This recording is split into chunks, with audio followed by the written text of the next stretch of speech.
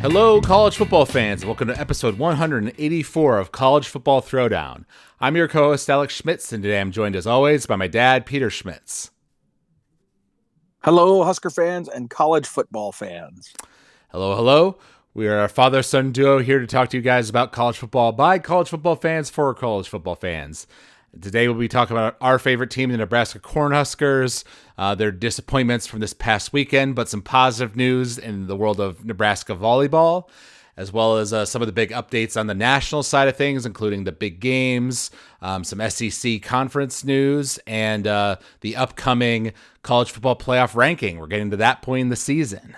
Yes, well, and it really has been an exciting season. I mean, every week has produced some unexpected results and excitement and all those kinds of things. So it's been a really good season where I've enjoyed a lot of games. It's just I haven't enjoyed the Nebraska games enough. Right. Yeah, no, if you're like a neutral fan, there's been a lot of upsets, a lot of surprises this year, more so than usual. No team is like truly dominant. Even Oregon has had some close calls, right? Right.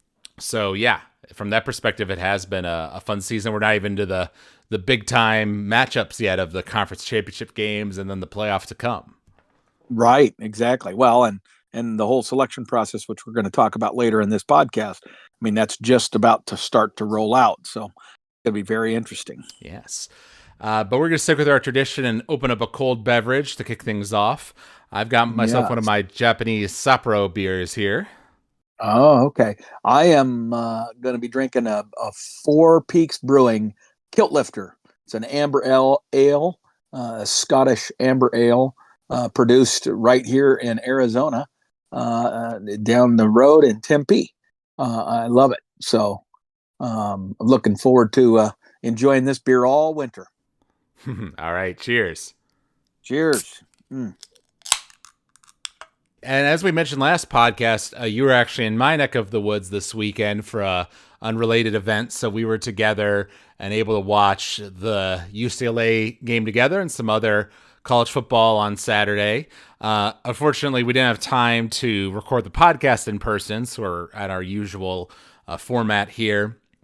But I played the role of your wife, my mother, Kim, in terms of trying to keep you calm while you were stressing out during the UCLA game.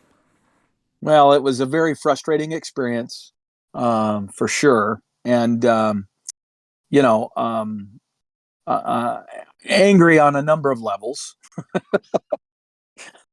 Yes. And I mean, the obvious ones that people continue to talk about, of course, are the offensive side of the ball. But I'm also very frustrated that, Coach White, who gets a lot of credit and, is talked about in very positive tones. And, he's going to be a head coach after this season. He's so good and our defense is good and all this sort of stuff. But his inability to adjust to what I considered a basic, simple West Coast offense execution that we witnessed in the first half of that game, it took him an entire half, a little more than a half, to finally get it adjusted and get it going, and then he finally kind of did, right? Like in the second half, we started slowing them down. We forced them to punt a couple of times, and we got ourselves back in the game. It's amazingly, we had a chance to win that game as badly as we played. We still had a chance to win that football game. Well, that's the thing. When you look at the stats, they're quite even across the board. Like in terms of first downs, we had 21 to their 17. Our total yards were 322 to their 358. We actually had 72 plays while they only had 55, but both teams had about the same amount of time of possession. They had more penalties than us. They had 9 for 62 yards, while we only had 2 for 15. So we cleaned up on that side of the ball. And they had a pick six. Well, right. That's the thing, when you look at the game overall, like you say, it's definitely a tale of two halves where they really controlled the first half, and then we started to take control in the second half, and we had a drive where we went all the way down to the goal line, had a 4th and short, I guess it was 4th and 5, and then but couldn't get anything out of it, and so came out of there with 0 points. And when you look at the final score of the game, which was 20-27, those 7 points would have been crucial. Right, exactly. Real quick, in terms of our predictions, I predicted that we would win a little more solidly, 31-17, while you predicted that it would be a closer victory for us, 24-17. So with that final score of 27-20, 24-17, you weren't too far off from that, but it went the opposite way, unfortunately. Right, exactly. The bottom line is that it exposed our defensive design, our scheme, our structures on defense they're supposed to have great flexibility, that you can be very dynamic because you've only got 3 defensive linemen and you've got all these linebackers, and you can, bring heat in all these different ways and all that sort of stuff. But you got to have people that can execute. And in one of the biggest plays of the game, we had 2 linebackers blitz into basically the same hole and leave another one completely vacant that allowed a quarterback to basically just tuck it and run for 60 yards. And so we're making bonehead mental mistakes, and then we let them dink and dunk us down the field, knowing that that's exactly what the West Coast offense does with these little short passes, of to tight ends and out routes to wide receivers and stuff. You got to anticipate that, and we're the one that should have been jumping one of those routes and doing a pick six based on that offensive scheme. And yet we didn't even get close. We were never confident in what we were doing in that game. It's like we were kind of battling uphill the whole time on defense. Right. Now, offense is a whole different story and what a lot of people are talking about, obviously.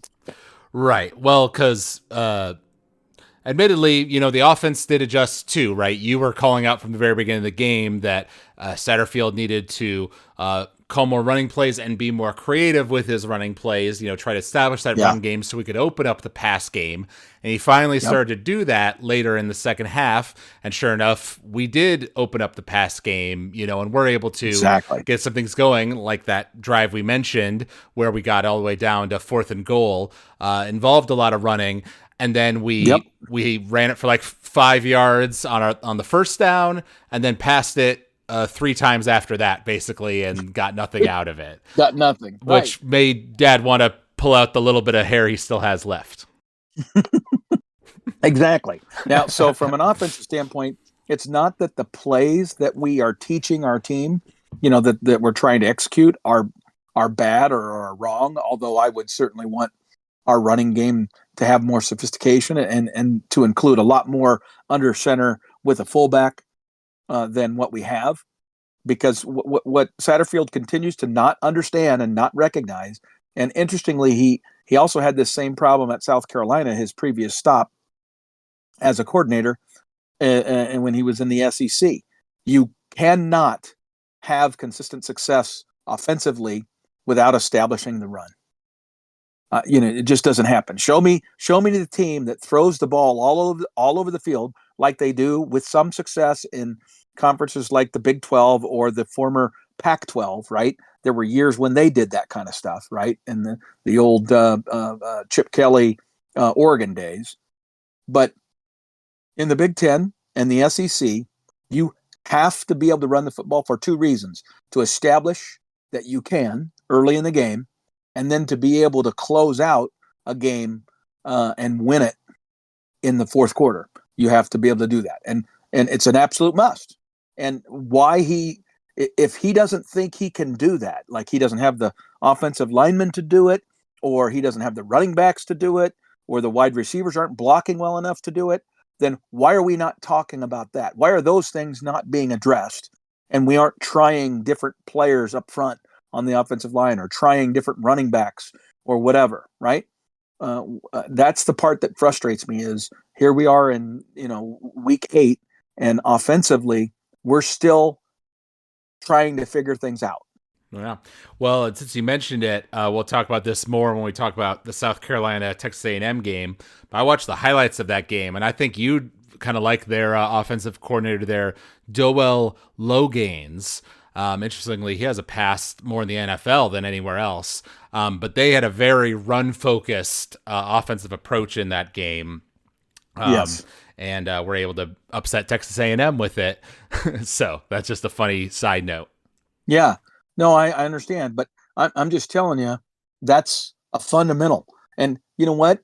At a high school, a high level high school offensive coordinator should know that those are principles he has to follow. And the fact that Satterfield doesn't know how to do that, plus he doesn't know how to sequence plays. It's not just about what plays you call, but it's when you call them, right? It's the down and distance. It's the time in the game. It's the time in the half. It's what your players just did. I mean, he's guilty of calling running plays when I wouldn't want him to call a running play because the guy just ran 3 times. And now you're going to have him run a 4th time after not using him, for the whole game, as an example. And I'm not speaking specifically about UCLA here, but my point is even when he calls running plays, he doesn't know how to do that.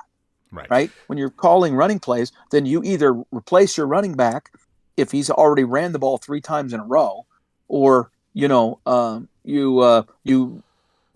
call a play in which he's a decoy, and then you run with somebody else. Right? It's just simple stuff like that he doesn't seem to understand. And to me, that's so fundamental and basic that when I don't see our team doing those things, it makes it very difficult for me to think that we're well coached. Right. We just aren't. To give Satterfield a little bit of credit, I am recalling one particular play where Dylan rolled out to his right, and there was a guy open that he didn't see that would have been a touchdown if he could have gotten the ball to him. Sure. And so, that's one where you got to put that on Dylan, not on Satterfield, right? Well, not necessarily.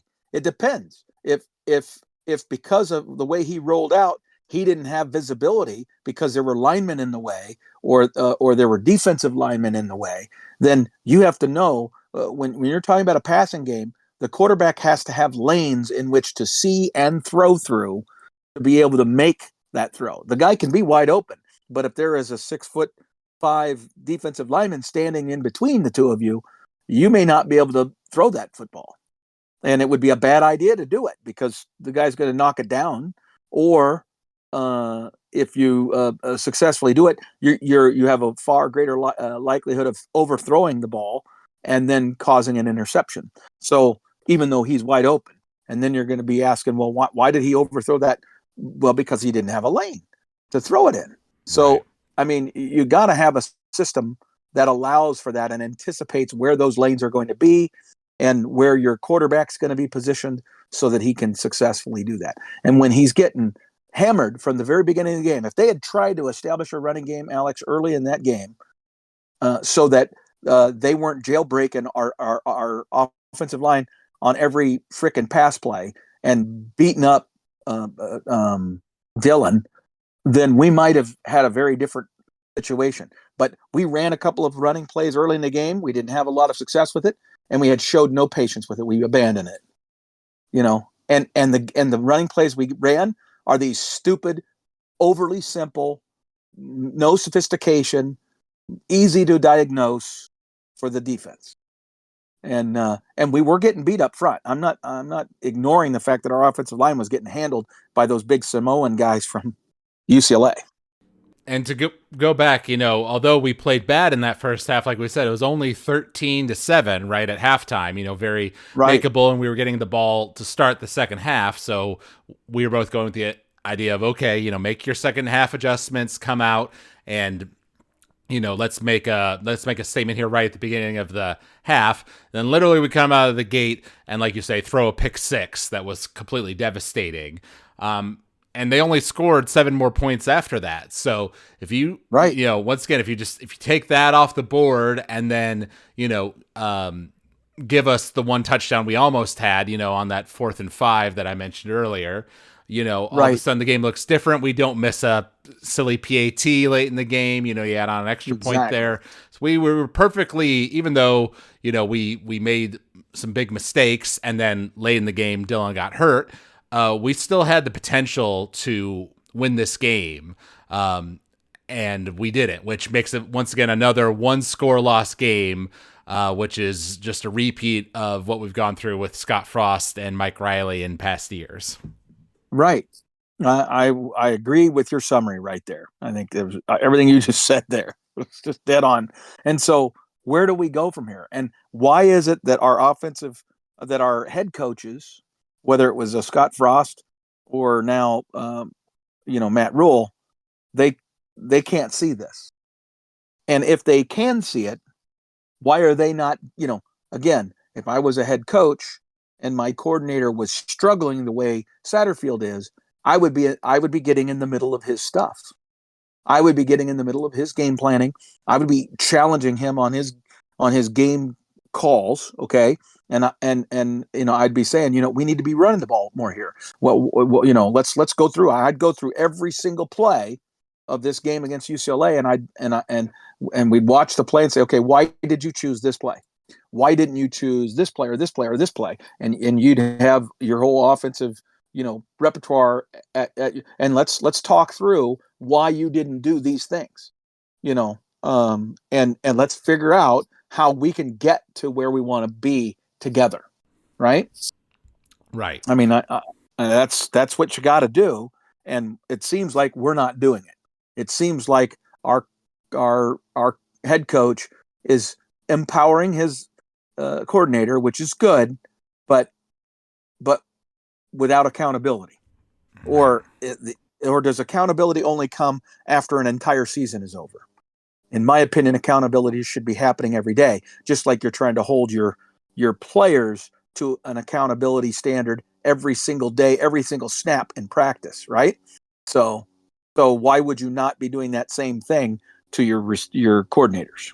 Right. And so special teams goes without saying, right? I mean, I could walk through the same scenario with our special teams coordinator, right, and our wide receivers coach, right. Yeah. Now to talk about Dylan, like you say, he did get sacked a couple times earlier in the game, but he seemed to shrug those off. He was doing all right, in terms of physically, right? He was generally doing what he's supposed to do, but he did show a reluctance to run it. And on one of those drives in the fourth quarter, he finally had the opportunity to run it. He got the first down, but he took a shot while doing it and was holding his back. Tried to come out on the field a few plays later and had to go back off the field because he clearly was not feeling better. So it's since been announced that he has a back contusion, and is basically Matt Rule expects him to be day-to-day for the USC game. So my expectation is that Heinrich Harburg, our backup, will be getting plenty of snaps, and probably the third-string guy as well, who we saw in spring practice. Yes. Who we know has some talent as well.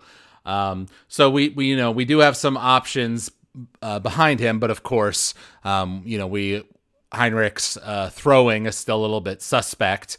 He did have an interception to end this game, although it was one of those funky ones that came off the guy's foot. So I don't know how much you can blame that on him.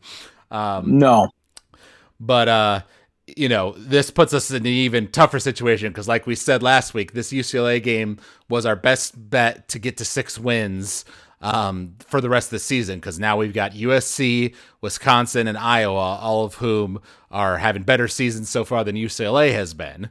And now we might have to go into that challenging final 3 gauntlet without our first-string quarterback, which will make accomplishing our goals even more hard. Right. No, you're correct. But, the only thing I can think of is that if that forces Satterfield to rethink his play calling and run the football more, and with Harburg's improved throwing ability from last year, maybe we can have some success.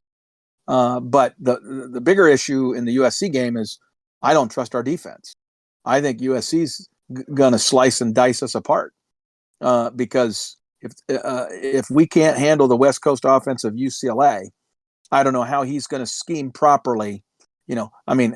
He obviously did it against Ohio State, right? But I would like to see how he's going to do it, against USC. I think we're not going to be able to score enough points to beat USC. Right. We do have, obviously, we have a bye week coming up. So does USC. But we do have the Yes. benefit the USC lost this weekend in disappointing fashion against Washington. And so there is the hope that even though it's an away game here in LA, that this season is so disappointing for their standards, where they were hoping to be, that they might be starting to lose faith, in that locker room, and will come out and kind of give a flat performance. Maybe, but because of the way we played, I have as great or greater of a concern of us having lost faith, right? Like there's already articles being written about that. There are comments from national pundits about how Satterfield is ruining Dylan Raiola. That we have the question of whether or not some of the seniors are going to start packing it in already in the Nebraska media. So I don't think that's an advantage to us. You know what I mean? It could have been had we beaten UCLA and USC had lost to Washington like they did. Okay, then we'd be going into this game knowing we already have 6 wins. They would be, we would have an entirely different mentality as a team. Right. And that's the part that's so frustrating to me. Yes. I knew this was the moment. This past Saturday was the moment. Now, we have 3 more games we got to play. And, I hope that Matt can pull the rabbit out of a hat. But I know that the challenge he has each week in these next 3 games is way tougher than what it would have been had he figured out a way to win this week. So, he's got no one to blame for but himself. He hired Satterfield, and Satterfield screwed up. Right. Okay, he just did. Yes. So we'll save our proper preview of the USC game for next week, once we have some more information. But I thought it'd be fun to just go over the potential scenarios, right, for these last 3 games for us, right? Currently, Nebraska is now 5-3, right? Or are we 5-4? I guess, right? We're 5-4. 5-4, right? So we've got 3 more games to go. We've got away at USC, home with Wisconsin, and then away at Iowa. So those are tough games, and we knew they would be going into the season. Now, honestly, USC has struggled more than we expected, so where that one was like an automatic loss to me early on, now it's like it's potentially doable.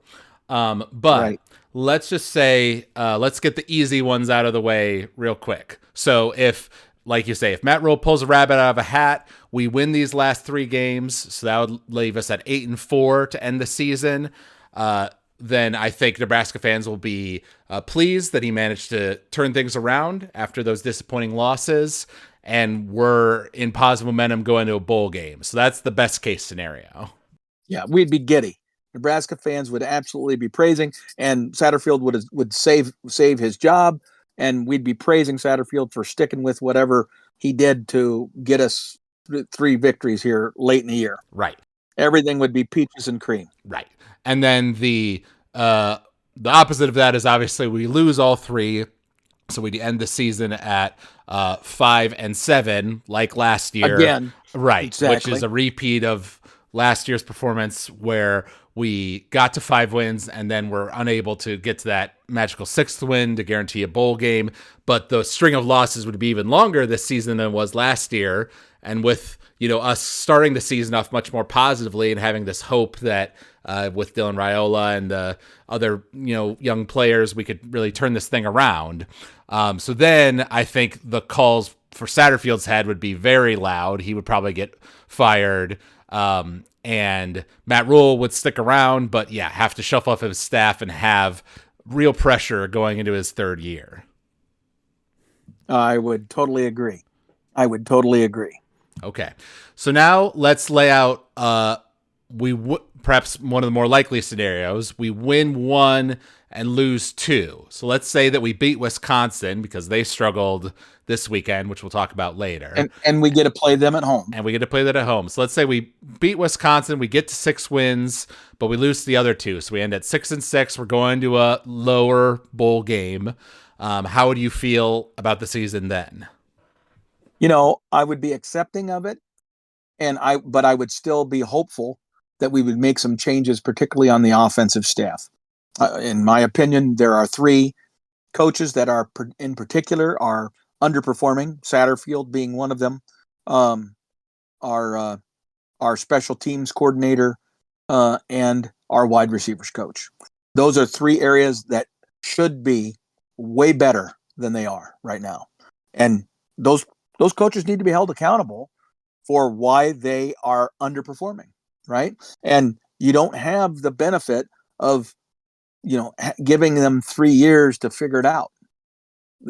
You give coaches a time to figure it out when they're coaching at a lower level. If they're coaching Division III or NAIA level, in their beginning of their coaching career, then you give them time. When you're getting paid the kind of money and you're under the scrutiny of a big time Power 3, Power 4 program like Nebraska, you have to have the goods and you have to be able to bring it. And it's not a thing where, we don't have athletes. These athletes, these wide receivers aren't even trying. It's disgusting what I see on Saturdays from our wide receivers. Just disgusting. They should be embarrassed. The coaching staff should be embarrassed at what they're seeing. I just can't believe they're just not being absolutely called out. And we've seen no substitutions, right? I would have replaced all those guys. I don't care if the guys below them can't catch as well, and that diminishes what Dylan's able to do. But if they run the routes that I want them to run, and if they block the way I want them to block, okay, and they put in that effort, I think it's a gain for the team. Right. Okay? Because what we have now sucks. Right. And then there's the other scenario, right, which is that we go 2-1. So say we beat Wisconsin and one of the other two and lose the other. So we end at 7-5. That was my kind of prediction going into the year. My slightly more hopeful prediction that we might go 7-5. So, that would be satisfying to me. I'd look back at it as a flawed season where we lost some close games that we should have won. But if we manage to bounce back, win 2 of the last 3, I think you got to view that as a step forward, even if it's not as big of a step as we would like. I would agree. And I would say if we could accomplish that, then maybe the Satterfield, maybe the coaches, if Rule wants to keep them, maybe you could justify saying, okay, we've learned a lot about how we need to call plays and how we need to prepare our team for the Big Ten. And all of our guys are going to be better because of it, because again, you look at it and we're going to have 2 field goal kickers next year that are both fairly young, right? I mean, we're going to have in all likelihood, what's his name? Tristan Alvano is going to get a red shirt out of this year. And so he'll still be he'll be a redshirt sophomore. And then John Hull will be a sophomore. So we're going to have 2 kickers competing on the kicking side. We obviously need to get ourselves a punter and maybe another attempt at a quality snapper. But really, the snaps have improved, over the course of the season, and we have plenty of talent to make ourselves way better at punt and kickoff returns if we ever get to the point where we actually block on those occasions. Right now, I feel like that's mostly schematic stuff, right? So you could see a path where everything's going to be okay. We're just going to keep improving. And next year, maybe we do even better. The problem is next year's schedule is way harder.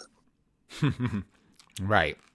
Well, and that's the thing we mentioned in some of our preseason podcasts about this year is that we might very well be a better team, but because we're playing a tougher schedule, we might end up being 5-7 again, or even worse or whatever. Yep.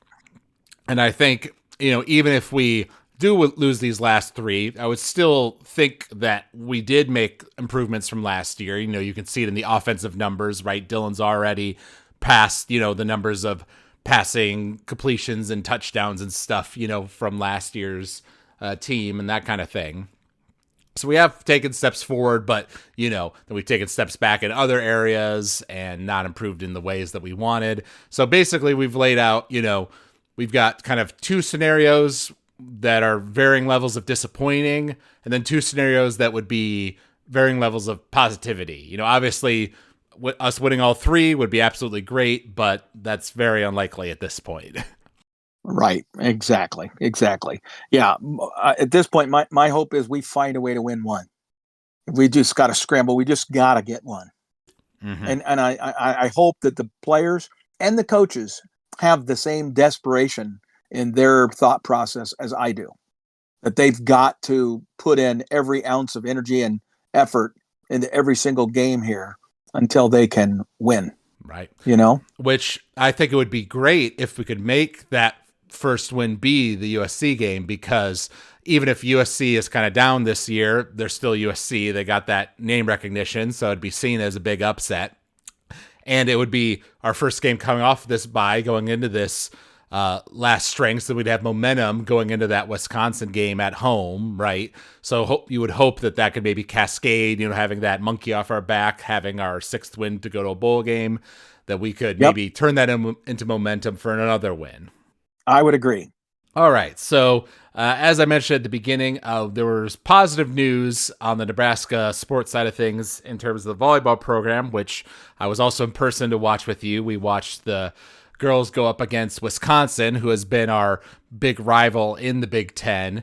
And you predicted on the last podcast that we would lose either 0-3 or 1-3 to them playing away in Wisconsin. But we actually rose to the occasion and managed to beat them in 3 sets, a 3-0, 25-21, 25-22, and 25-19.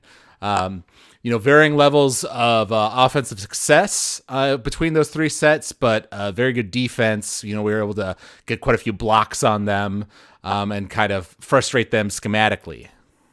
Right. I mean, there's no doubt we had a good game plan going in to that, match. We let's see here. How would I say this? We showed some things in that match that we had not showed a lot before during this season, and those new wrinkles kind of confused them and caused them to do some uncharacteristic things. They hit a lot of balls out. They hit a lot of errors. I mean, just especially something that Wisconsin has been known for over the last 5 to 6 years has been that they were very clutch. They were a team that basically, if you weren't beating them by a few points by the time you got to 20, then in the red zone, which is the 20 to 25 range in each set, you were going to be in trouble against Wisconsin. The opposite happened in that game where Nebraska was the team that scored those points. Now, interestingly, some of that was because of the errors that Wisconsin was producing. And Anna Schreck, who has literally built a reputation kicking our butt, including national championship 4 years ago, had her absolute worst game against Nebraska in her career, where she hit negative on the entire match, meaning that she had more errors than kills, and that's a huge thing. And I think that part of it was we frustrated them, and the National Player of the Year, Sarah Franklin, also had an okay night, but by no means the kind of night that she has historically had against us. So we were able to do some things defensively that were pretty impressive. And our serving during the match was very consistent, and we were right on with what we wanted to do. We were trying to basically really push and force their 2 freshman starters. They have a freshman setter and a freshman libero, and we put those 2 guys on a test, if you will, and we were able to break them down a little bit. And that really, really helped us to win the game.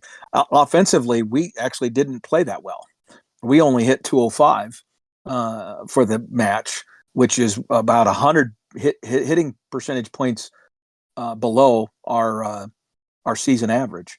But we held Wisconsin to 094, which is 200 hitting points below their average. So it was our defense that really made that happen. Yep. Serve and pass, baby, serve and pass. But now that it presents now an interesting scenario for Nebraska. I really genuinely did think they were going to lose this game. Now they find themselves still in the lead or tied for the lead in the Big Ten Conference with Penn State. And we will face Penn State late in the season, just one time. But we have a huge week this week now where we've got to go out to the West Coast and play a top 10 Oregon team, and then on the very next or 24 hours later be playing Washington, who's also a top 25 team, right on the cusp of the top 25. And so, boy, if we can get through this weekend without, losing, then that kind of bodes well for our ability to get to that second Wisconsin game, maybe undefeated. Right, because I think we play Penn State away, and then pretty soon after we play Wisconsin at home. So that portion. No. I think we play Wisconsin at home first, and then Penn State away is like the following week. Okay, gotcha. Point is that they're both close to each other, so that now that those end weeks of the season become super crucial for our chances at being Big Ten champion, as well as just momentum going into the tournament. Right. So basically now we have a two game lead on Wisconsin, and we have a 3 or greater lead on Oregon and Purdue and everyone other than Penn State. And Wisconsin and Penn State, they play each other this week. So that's a really, really big game for those two. But they play in Madison, and Madison, Wisconsin has already kind of righted the ship since the Nebraska game. They got to play Illinois, who is also a potential tournament team, and they handled them.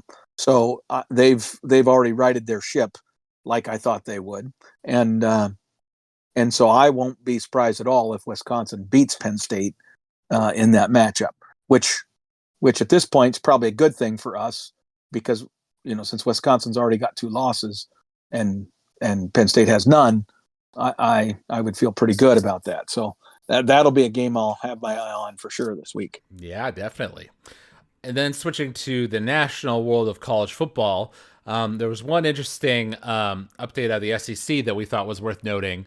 Basically, the commissioner of the SEC announced that moving forward, the SEC office, his commissioner's office, if they think that a player has feigned an injury during a game, just to, stall the game or whatever the strategic purpose would be, if they think it's egregious enough, they will submit it to the already existing national coordinators review that reviews these sorts of plays.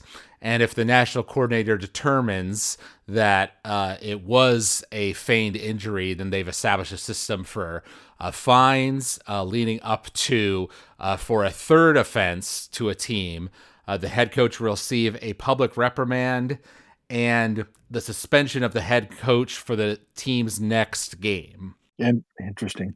And the fines can go up to $100,000. So, it's something that I'm actually happy the SEC is doing, and I wouldn't mind if the Big Ten did the same. I know Ole Miss in particular, who's in the SEC, has been accused of doing that a lot this season.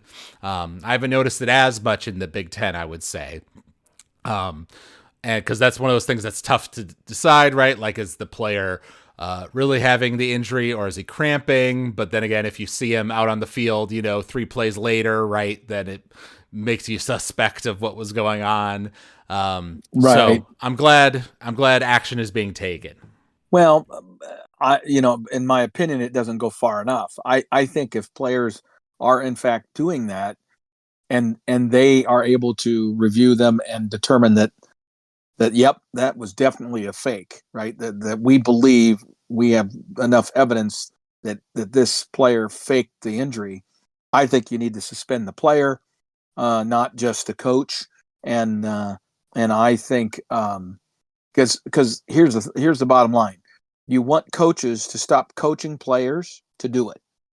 That's what if you want that kind of thing to go away, then you've got to call the penalty and make it severe enough and impactful enough on that game at that time, so that or retroactively, if you end up having to do it retroactively, but the punishment has to be severe enough to the player and to the player's team and his teammates that they won't do that again. If you just, they can decide it's worth it to write the check. And who gives a damn about a head coach not being at a game. This idea that's just, we saw what happened with Harbaugh last year, right? A suspension of the head coach for game day means very little, very little. You need to punish them in real ways. Yeah, no, I do get what you're saying there. Being suspended for one game, just for appearing at the game is one thing. Obviously, the conferences, unlike the NCAA, right, don't have like the power to cut down on your number of recruiting, scholarship numbers, and that kind of thing. But, they do have other ways to enforce their will, as it were. Right, exactly. Well, and that's my point is that, again, whatever the things are, it has to be directed at both the coach and the players, right? If the coaches are going to feel the pain and the players are going to feel the pain, then the coaches won't teach their kids to do it, won't encourage the kids to do it. In fact, they'll coach them not to do it, right? But if it's just money, write the check. If it's just suspension of a coach so that he can't be in the stadium on game day, irrelevant. Not a big deal. It's got to hurt. Right. Yeah. I do agree. So it's a step in the right direction, but we need to go farther, basically. I think so. All right. And then in terms of the games from last week, there were quite a few good games. We watched a couple of them while we were together, as I mentioned. We did. The big one, of course, was Ohio State versus Penn State, number 3 versus number 4. I predicted that Ohio State would win that one narrowly, 38-35, while you predicted that Penn State would win if they had their quarterback back from injury, which he was in the game. You predicted that they would win 32-28. And the final score of that one ended up being lower scoring than we were expecting, 20-13. Part of that was because both teams ended up having basically a score in the end zone undone because of turnovers. Right. So, I mean, it would have been closer to our predicted scores, I think, if unusual circumstances like that had not happened.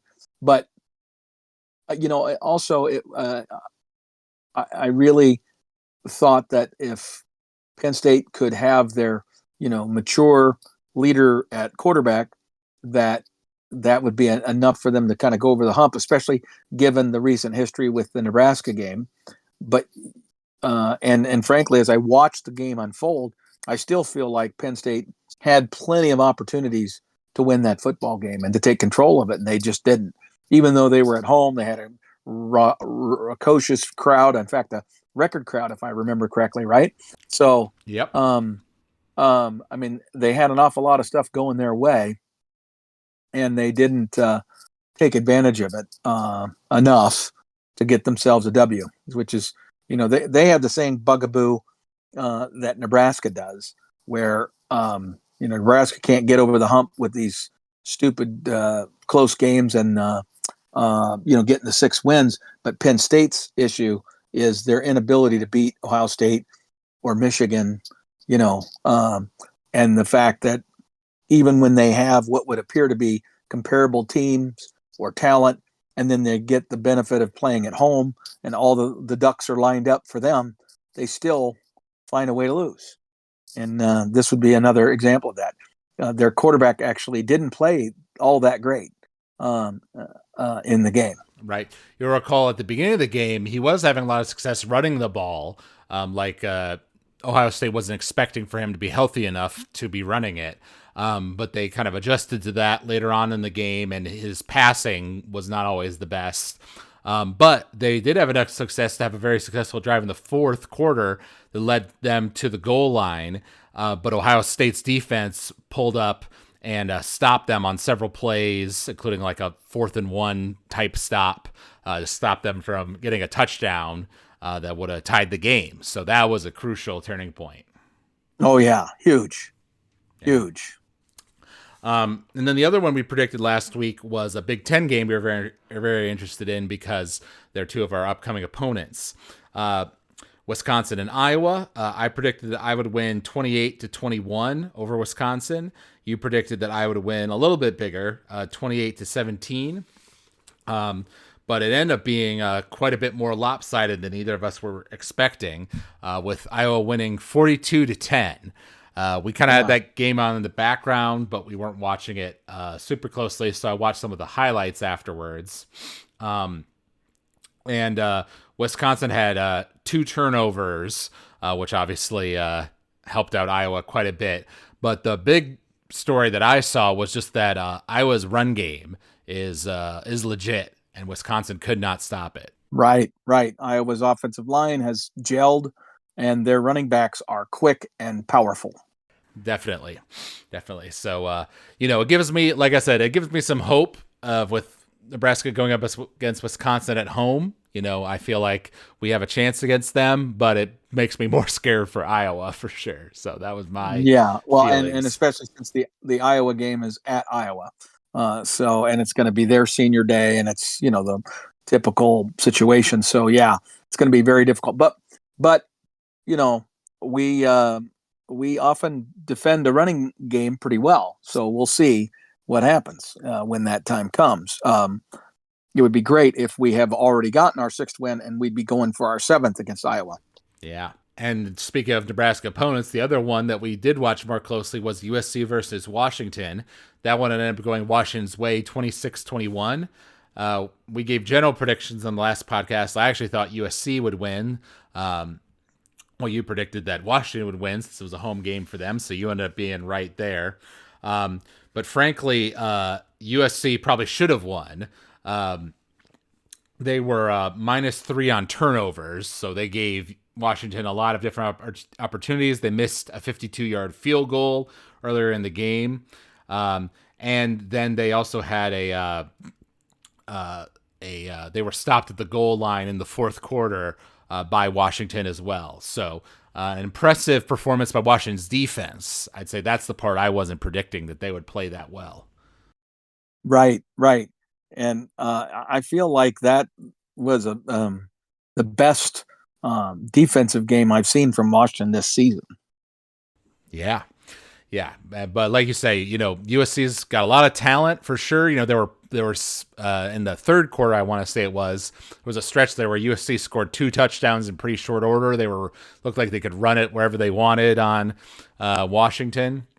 But credit to them, they stiffened up later in the game and managed to kind of close it out in the 4th quarter. A morale boosting win for them, and a tough loss for USC, who's had a lot of, kind of similar to Nebraska, a lot of 1-score losses this season. Right. So we got to hope that they're feeling discouraged going into their game against us. I hope so. I hope they've got some guys ready to mail it in. And then there was another big one in the ACC, which I know we haven't talked about a ton this year. That was Clemson versus Louisville. Clemson was ranked 11th in the country, but they ended up losing that one 33-21. Louisville missed a field goal in the game, but then Clemson ended up having 2 of their field goals blocked.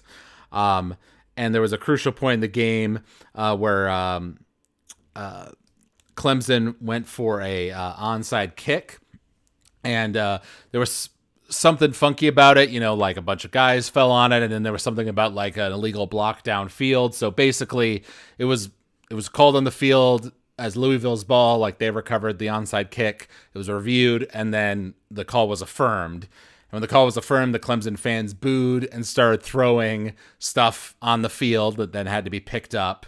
So for the 3rd week in a row now, we are seeing this continuing trend. And to my knowledge, There was no penalties or, removal of fans or anything like that. See, and my contention since the very first one, and I predicted that this would happen if they didn't address it, and we're not addressing it. And so it's going to happen even more and more frequently, I suspect, as the stakes for each of these games gets higher. Then, when calls are close and controversial, they don't even have to be wrong. right? Ultimately, I mean, the fans are not infallible, so the fans are going to begin to express their displeasure about any close call that goes against their team, whether that's true or not. And if there's no consequences, again, it's just like what we talked about with the SEC trying to address the issue of faking injuries. I mean, you have to make it hurt where it's going to actually hurt the team immediately, and so there needs to be, a 15-yard personal foul penalty on the team, and maybe a loss of down as well.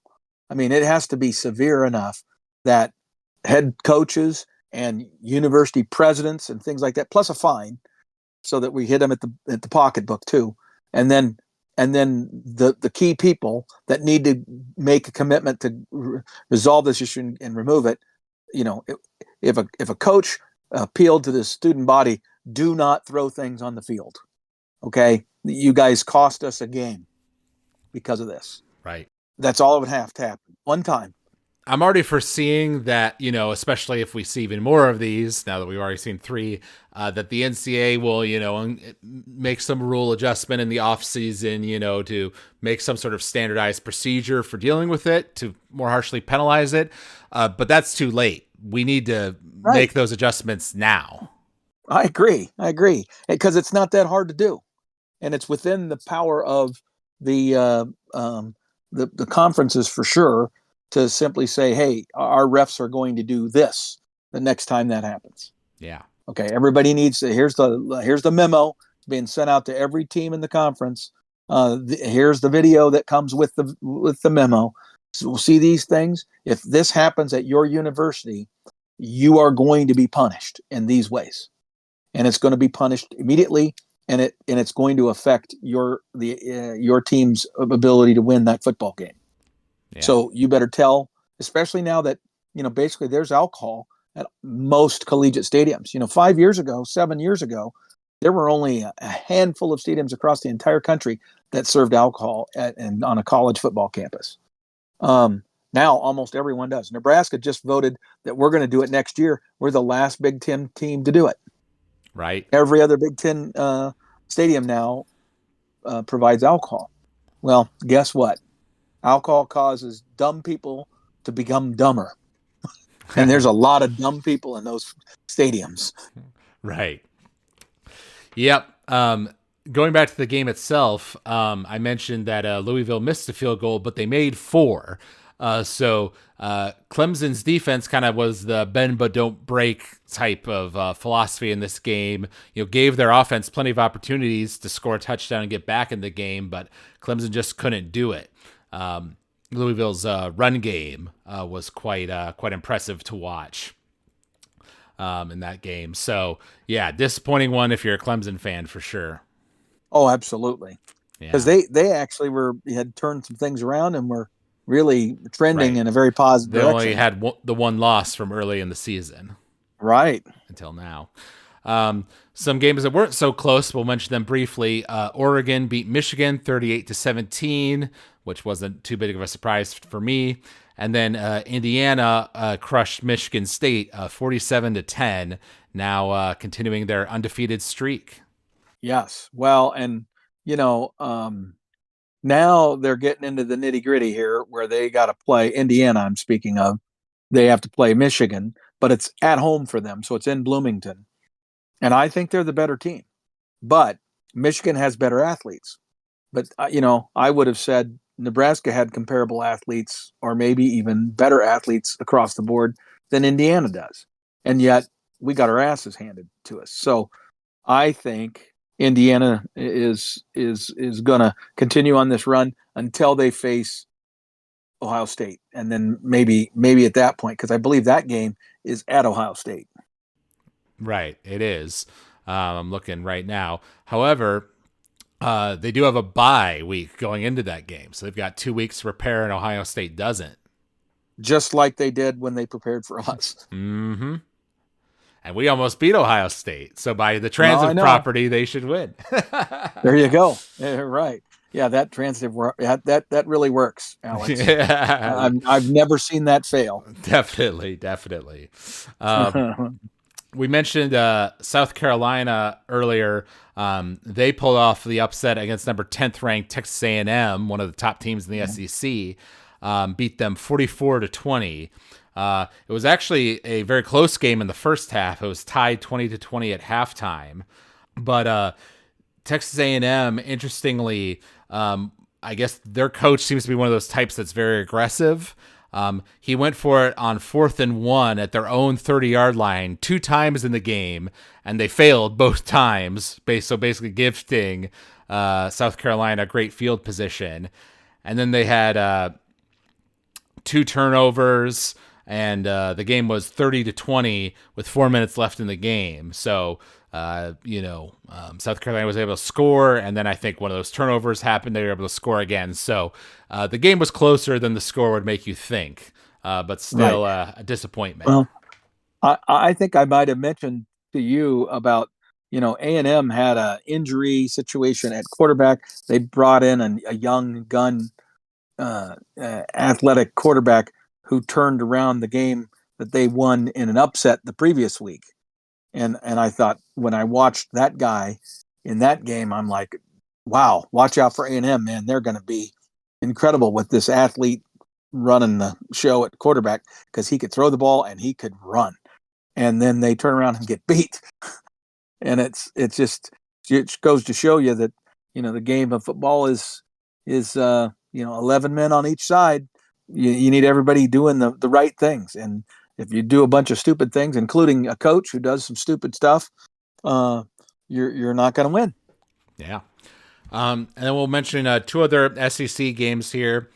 Georgia was playing against Florida and managed to beat them 34-20, but in a very close game.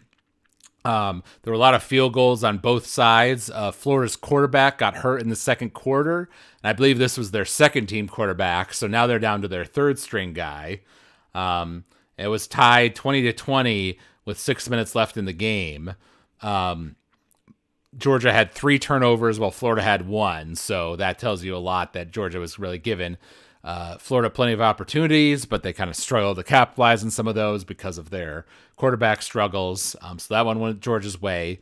But then Vanderbilt managed to upset Auburn in a low-scoring 17-7 defensive game. Wow. And that is just, I mean, the Vanderbilt story is an awesome story. It's one of the best stories in college football, along with Indiana, obviously. But just incredible.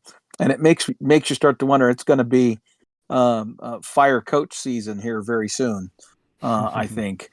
And there's a few SEC coaches that might need to hold on to their hats. Yep. No, that's definitely true. I mean, we talked about Auburn maybe being in trouble. The guy at Florida, Billy Napier is in a bit of hot water. There are a few places that could open up, which would be a great opportunity for this Indiana coach that everyone's got their eyes on. Well, exactly. I it'll be interesting to see if he sticks around to Indiana for more than 2 years. But I really think he's going to just be a one, and then some opportunities are going to present themselves that he can't say no to if there's some SEC jobs that come open. I just don't know, but we'll see. But you look at the Big Ten, and I can't think of too many Big Ten coaches that are on the hot seat. You know what I mean? Like there's not either coaches are new in their role, relatively new, year or two, and so those guys aren't yet on the hot seat, or they're established enough, and certainly the new teams from the Pac-12 are going to give their coaches an opportunity to transition. So they're not going to be doing anything quick and stupid.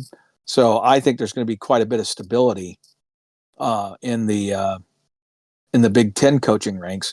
The only issue would be a guy leaving because of success, like Cignetti at Indiana.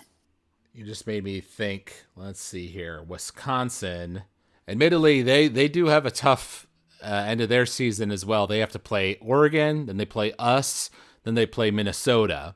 So say we manage to pull out the upset and beat them after they've already lost to Oregon, and then Yeah. they're in a tough place when they go up against Minnesota. They're currently 5-4, just like we are, so they could potentially be 5-7, and they didn't have a great year last year.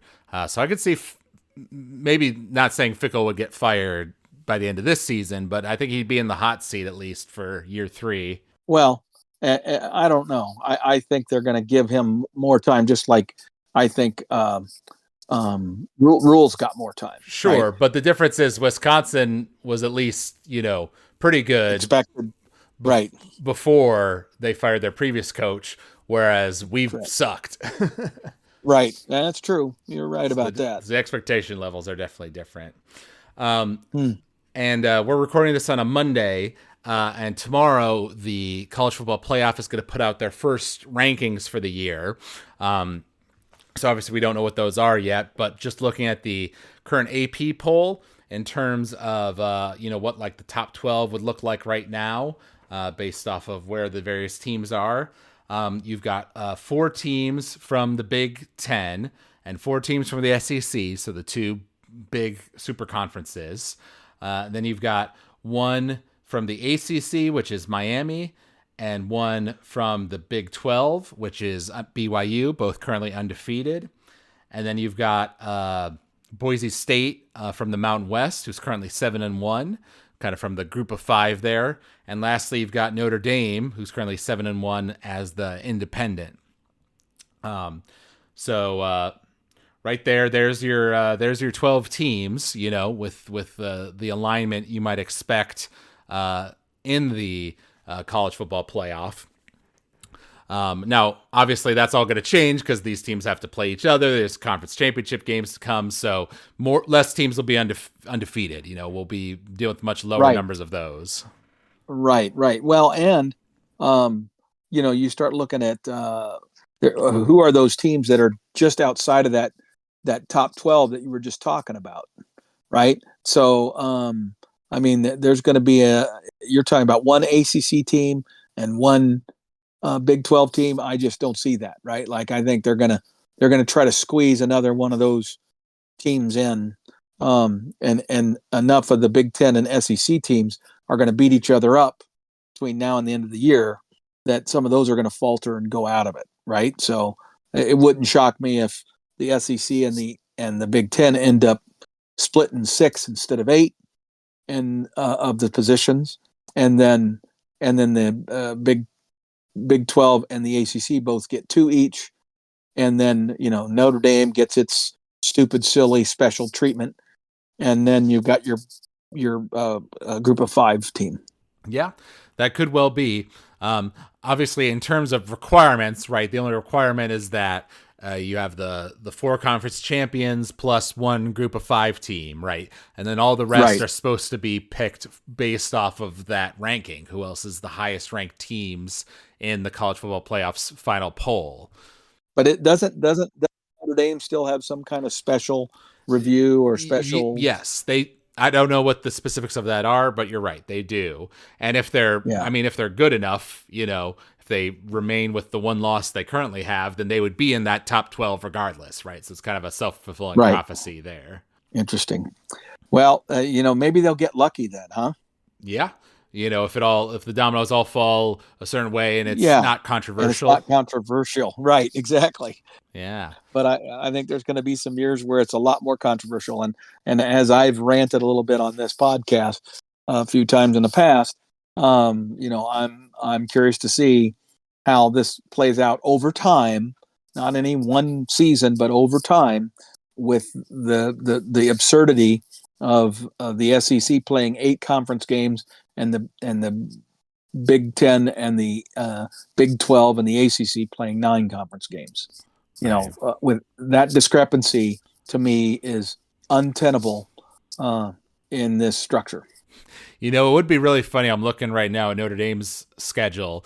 They could potentially not lose from here on out because they have to play Florida State, Virginia, Army, who's currently ranked 18th in the country, so they're pretty good, and then USC, Right. So you're playing both USC and Florida State in a year where they're down compared to their usual expectations. So if that Right. happened, Notre Dame could be a top 12 team, would be, Oh yeah. with their only loss of the year being to Northern Illinois. Wow. Yeah. That is wild. But again, I mean, I've watched Notre Dame play, and they're a good, but I don't think great team. So, I'd be curious to see how they perform in this 12-team playoff anyway. Now the things can happen, but my prediction would be is that they wouldn't make it to the final two. Yeah. We'll have to see. That's why we play the games, right? That is true. Now, in terms of week 11 of college football, as we mentioned, Nebraska has a bye, so we won't be talking about that, but there are some good games. The big one in the SEC is Alabama LSU. That is a home game for LSU. LSU obviously disappointed with their loss to Texas A&M the previous week, only for them to get upset by South Carolina in the week that follows. Classic, yeah. But the home field advantage is definitely a significant one, I think. Yeah, that's true. But it's inexplicable to me how LSU's defense was just unable to stop A&M at all. Like A&M just sliced and diced them apart, right? Because LSU actually had a lead in that game. Alabama is pretty explosive offensively. So that's a bad formula. But it's at LSU, and that obviously is a factor.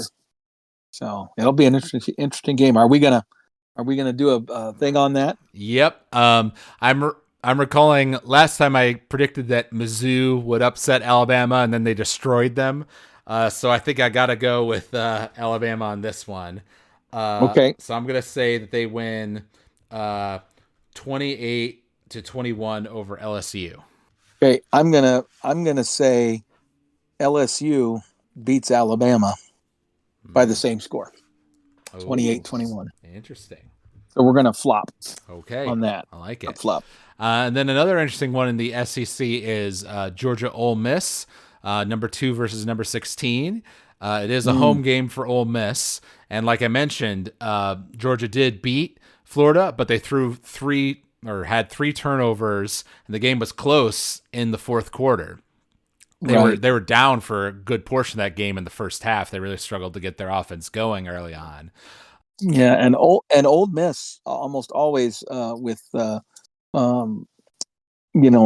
coach Kiffin, they always pull off one big ass upset every year. It seems like, right? Like that's just what they do. But I don't think this is going to be the one. In fact, if anything, I think the tough game that Georgia had to play against Florida is going to refocus the Georgia team, and they're going to come and play cleaner football this week, and Georgia's going to win that game. And I'm going to say it's going to be like 31-17. 31-17. Okay. Well, I'm looking right now, and Ole Miss did lose in overtime to LSU, but then they followed that up with a win over Oklahoma, and then this past week they played against Arkansas and beat them 63-31. Right. So I'm going to go ahead and say that since it's a home game, Ole Miss kind of narrowly pulls off the upset. Wow. I will say 31 Ole Miss to 28 Georgia. Okay. Well, that would be huge. That would be a big time, and that would put a wrench. That would absolutely put a massive wrench into the SEC's positioning for the playoffs. Yeah, definitely. And then Indiana, who's currently undefeated in the Big Ten, is playing at home against Michigan.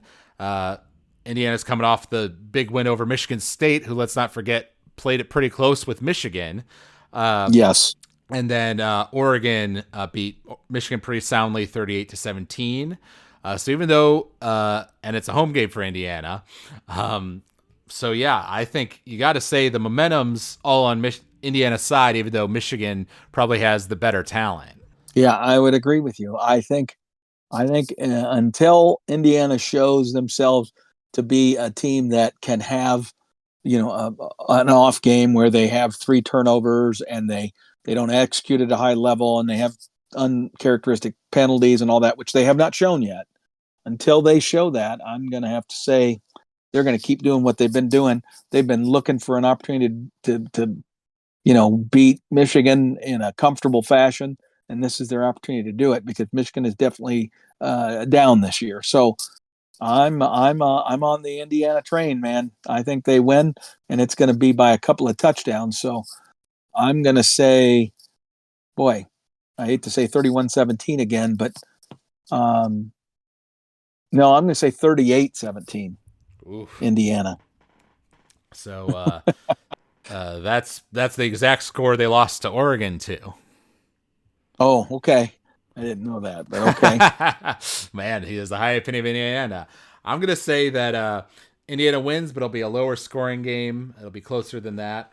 But we know Michigan has some offensive struggles. So I'm going to say it's 17 Michigan to 24 Indiana. Okay. Yours is that's a good score prediction, Alex. You're more likely to be right. We'll see. And then we won't give scores for these ones, but just to mention them, Texas is playing at home against Florida, coming off of that tough loss to Georgia. And then Penn State playing at home after losing to Ohio State has to play against Washington, who just upset USC. That one would be pretty interesting, I think. And is it at Washington or at Penn State? Which one of those is at home? Penn State? Okay. Well, since it's at Penn State, I'm gonna definitely say Penn State wins that, and probably comfortably. So by 10 points. And then the other game was Texas and Florida. Oh, Texas is going to win that game because that's home for Texas, right? Yeah. I think Texas is going to win that game comfortably. Again, by 10 or more points. I think you're right on Texas. I'm going to go ahead and predict that Washington's found some momentum, some belief after that USC game because I didn't think they were going to win that one. So I'm going to say that they get Penn State in a bit of a down point, kind of struggling with their quarterback and manage to beat them. Okay. Well, there you go. All right. That would be interesting for the Big Ten. Definitely a big shakeup. So, even though Nebraska's not playing this week, there's still a lot of exciting stuff going on in the world of college football. And we'll come back to you next week with the results of those games and what Nebraska's been doing in practice, give you our full prediction for USC and how we can salvage the season. Well, that's where we are in salvage mode. That's where we are. Yeah, regretfully, that's where we are. It's not going to be a storybook season. It's going to be a salvage at best. Yeah. Well, we hope you all out there enjoyed listening to this podcast. You can email us at huskerpete13@gmail.com. You also find us if you search for us online at College Football Throwdown. You can search for that on Spotify or Apple Podcasts. You can leave us a rating or review there. We always love hearing feedback from the fans. So thank you out there for listening, and thank you, Dad, for joining me for this episode. And until next time, go Big Red. Go Big Red.